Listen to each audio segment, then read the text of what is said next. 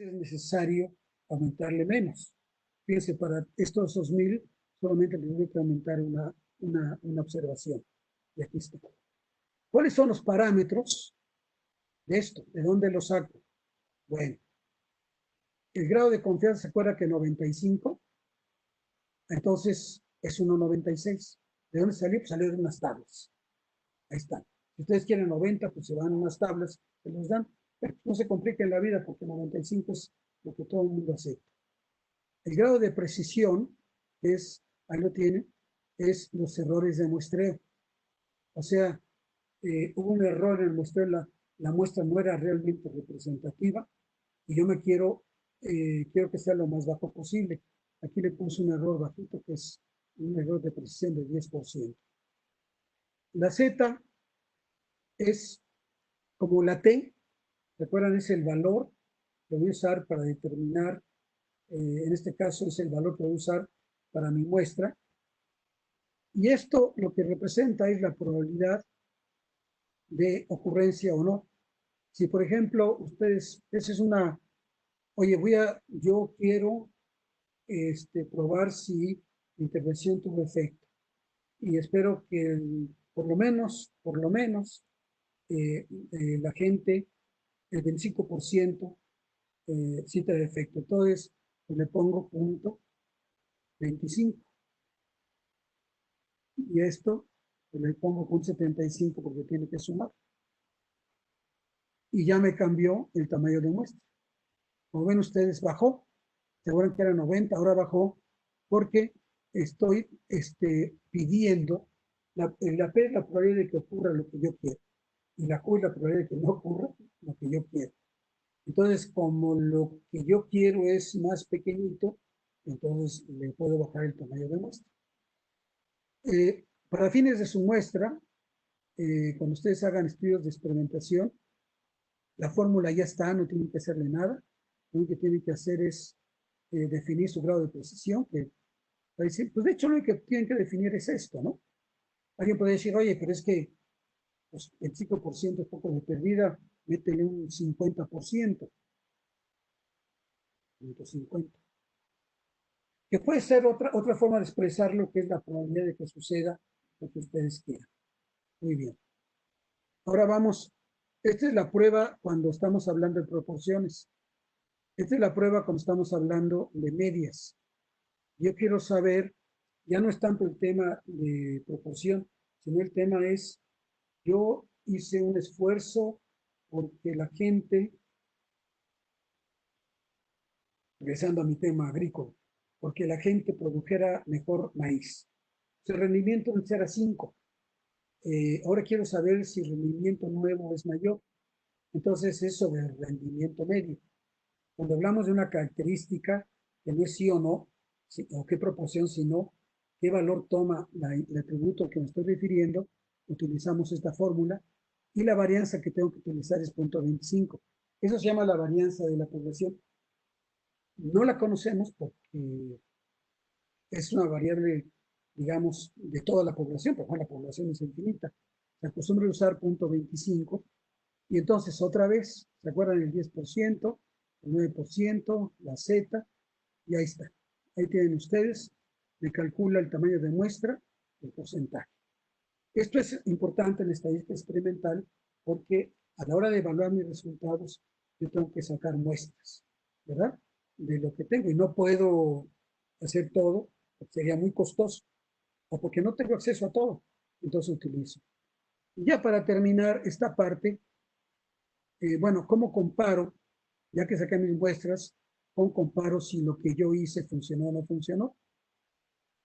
Y aquí se utiliza, estamos ya en el campo de la probabilidad, pero aquí quisiera mostrarles, ¿se acuerdan que sacamos la tasa de deserción de los hombres y la tasa de deserción de las mujeres?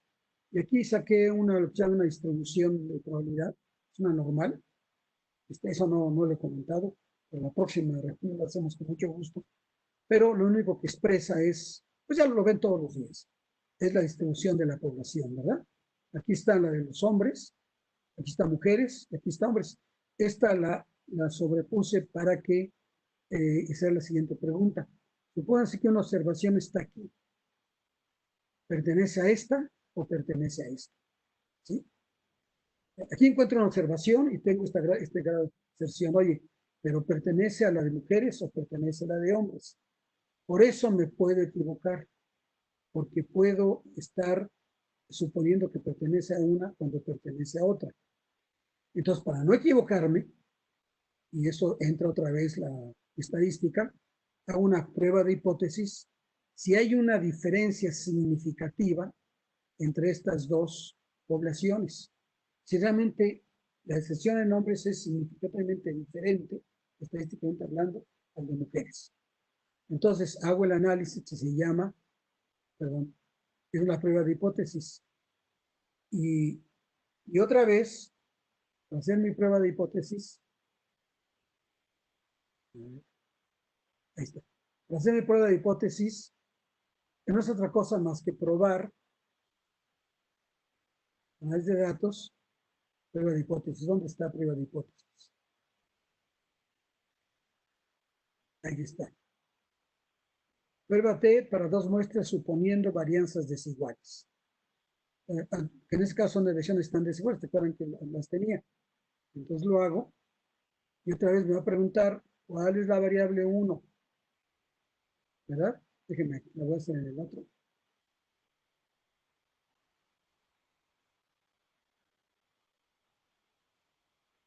Aquí está. Pues, datos, perdón, aquí está. Datos, análisis de datos, prueba. Este es el último ejercicio. Tomamos ¿sí? La de los hombres en mi primera población. Luego me pregunta la segunda. ¿Cuál es la segunda? Esta. ¿Incluye los rótulos? Sí. Alfa, ¿se acuerdan? Este es 0.05, es el 95%. Y ya. Y le digo aceptar. Bueno, me da esto, que ya arregladito, es este. Es el mismo, ¿eh? Simplemente le quité, lo puse más bonito, etcétera. Y otra vez regresamos. ¿Recuerdan el valor de T que decíamos 1.96 o de Z? Pues igual, aquí está, es mayor de 1.96 y la conclusión que saco de aquí es que efectivamente hay una diferencia estadística entre la población de hombres y la población de mujeres en cuanto al factor de deserción. El factor de deserción me está explicando que se comportan diferente los hombres que las mujeres. Eso es lo que está diciendo. Entonces, esto es muy importante, otra vez, porque lo único que dice es que si ustedes, igual que el hombre es el testigo de su trabajo, o sea, la población que ustedes no atendieron, y unas los que no atendieron y dos las que sí atendieron, entonces una prueba de hipótesis, sacan sus muestras, les va a decir si realmente hay una diferencia significativa entre las dos poblaciones. O sea, si realmente están hablando de dos distribuciones diferentes, están hablando de la misma distribución. ¿Por qué? Porque es importante que cualquier nueva observación se va a ubicar, esperamos, en la observación cuando ustedes lograron un éxito. Muy bien. Análisis de varianza. Bueno, ya no les complico la vida, la dejamos esta por la paz, pero déjenme entonces ya para terminar hacer un resumen de todo y de lo que llamaríamos, decíamos, pues los hallazgos que desde mi punto de vista, pues sería valioso que ustedes tuvieran, ¿verdad? Como su caja de instrumentos, su caja analítica. Primero, bueno, primero, muchas gracias. Espero que no hayan perdido mucho de su comida. Bueno, primero, hay dos herramientas fundamentales o dos categorías de herramientas que manejamos aquí. Herramientas de economía matemática y herramientas de economía estadística. Están relacionadas, como ya lo mostramos. De herramientas de economía matemáticas, utilizamos las tasas de crecimiento, porque las tasas de crecimiento nuevamente están por todas partes. Todo el mundo quiere saber cómo cambian las cosas. Sí quieren saber cómo estaban, pero más importante es cómo cambian. Porque, es más, en este momento nuestra pregunta que todos hacemos es cómo cambian, ¿verdad? Estaba en tal número, nos gustaría que bajara ese número, ¿verdad? Entonces, ese es un tema. Y todo eso es con tasas de crecimiento, en este caso nominal. Y ya dijimos que hay, decíamos que hay varias formas de evaluarla, esa, y que va a depender de sus datos, cuál sería la que más les conviene cuando ustedes quieren hacer una interpretación de sus resultados. En el caso del crecimiento real, lo que dijimos es que se refiere al hecho, sobre todo en la parte presupuestaria, que pues no es lo mismo eh, el, la capacidad de compra y de adquisición de un presupuesto en términos nominales que en términos reales, porque la inflación puede estar deteriorando. Una inflación baja no es tan significativo, pero a medida que sube la inflación cada vez es más importante y que se refleja, desde luego, en su capacidad de llegar a sus resultados. Aquí lo que metimos como variable nueva fue la inflación y el cambio en la inflación, ¿verdad? Después dijimos que estos nos sirvió como elementos para comenzar a hablar de la estadística descriptiva. La estadística descriptiva, que la comenzamos a usar desde aquí, ¿se acuerdan? Utiliza dos medidas fundamentales, las de tendencia central y la de dispersión. La de tendencia central, ya dijimos que son aquellas que nos dicen en qué se parece un fenómeno, hacia dónde tiende un fenómeno. La de dispersión, la que nos dice en qué se diferencia un fenómeno, una población, ¿verdad? En qué se parece y en qué se diferencia. Ya están ustedes describiendo.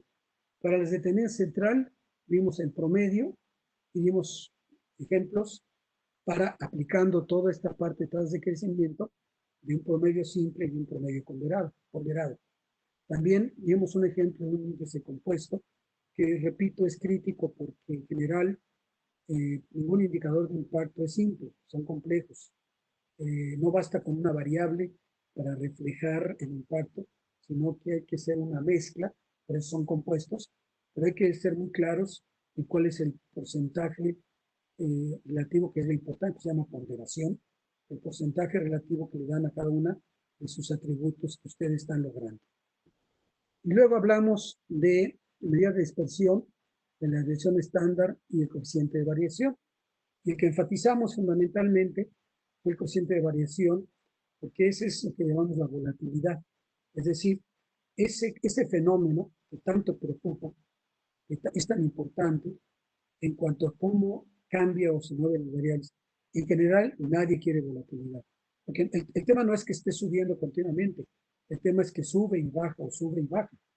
Y entonces es muy difícil saber cuál es la tendencia que estamos siguiendo.